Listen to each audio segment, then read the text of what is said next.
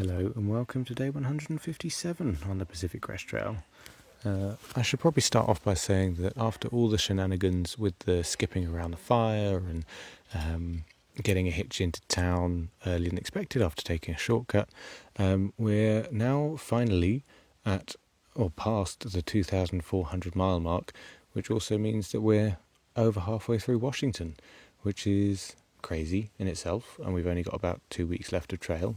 It's wild, but yeah, that's where we are at the moment. I think it has partly come so quickly because of all of the shortcuts we've been taking recently, but I think it would feel the same regardless.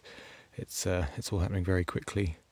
But yeah, today started off quite fun. Someone had too much food sent to them, so they had a little food auction and just threw their various food items to people who wanted things. I got myself a little chocolate crepe, which was quite tasty, and some other people got bits of cake and some other goodies. So yeah, fun way to start the day. I refilled my toothpaste and my hand sanitizer from the hiker box, so it was a very efficient day to start off with, although we did get vortexed by a puzzle again. We didn't manage to finish it today, but we got all the edge pieces done. It was, I think we would have finished it if we had the whole day, but sadly we didn't, and we left at about 11 a.m. It was quite weird to start off with. It was pretty, but because we left, it was about midday when we kind of got back onto trail. And it kind of felt like the evening almost, because it was quite smoky. Actually, by the time we got to lunch, it felt like it was smokier than it was when we were at Chinook Pass. I don't know if it was just because we were higher up or the wind had been blowing it more towards us at that point. But yeah, the sun shining through the smoke in the forest made it feel like it was evening. It was a very kind of golden hue added to everything, so that was kind of funky to start off with. And the day itself started off fairly tough. There was about 3,000 feet of up in 6 miles, which isn't the worst we've had, but it was tough, and it's still a little bit humid out here, so it was quite a sweaty day today for most of it. There were lots of other shorter but just as steep ups across a lot of rock fields, so painful day for the ankles and the knees especially, along with being just very sweaty. It started off it felt like there were not that many berries, or we were kind of past the prime berry season, but we were treated to a few patches of delicious thimbleberries to start off with, and then in the second half of the day there were so many blueberries. Again, it was delightful. I tried to restrain myself a little bit because we were pushing slightly to get about 18 miles, which was quite a lot given all the elevation and the late start, but I could not resist a handful every now and then. They were very, very tasty blueberries. But yeah, it's still been quite smoky today, which was a shame. The views were stunning.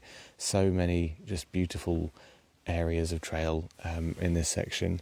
So much so that there was one point where I was trying to look at the view and I just felt like I couldn't process it. I couldn't take it in because there was just so much going on. It is interesting. It's not as kind of awe-inspiring and powerful and just overwhelming, I guess, as the Sierras, but there is so much beauty, and it's kind of a smaller space because it's the elevation isn't as much. But yeah, there's so much the lakes, the greenery, the different types of rock structures with all the mountains, all the different rocks that they're all made out of. It's beautiful.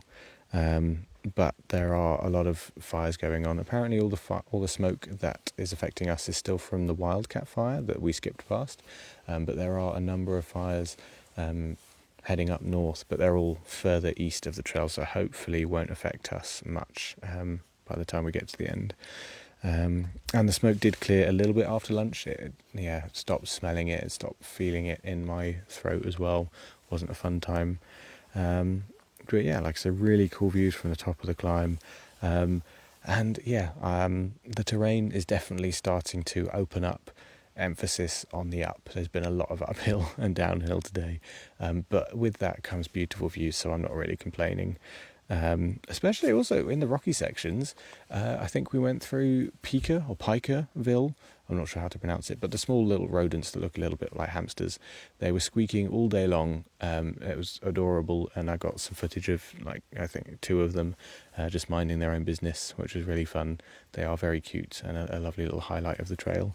But one thing I probably will complain about, and that was not a highlight, was that I think because of the bubble caused by all the fire skips, or I think we're going to struggle to find campsites for the next few nights. Like the one that we had in mind, it was a push. Like, I didn't get there till about 7:40. Scales didn't get there till about 8:15, but it was full. Hikers had already got there and said that in the last hour they'd had a few other people coming through, also being sent away because there wasn't space. So luckily we only had to go another mile or so, and pretty much all of it downhill, to find somewhere hidden away next to trail. So we're setting up at about 10 p.m. Because we had dinner as well before we left. So it worked out okay, better than expected, to be honest. But yes, didn't enjoy night hiking too much. We kept ourselves going with just delirious small talk, as you do, just to stay safe and reassured, which was fun. So tomorrow, hopefully another 18, 20 mile day, something like that. We'll see what happens, and I'll see you there.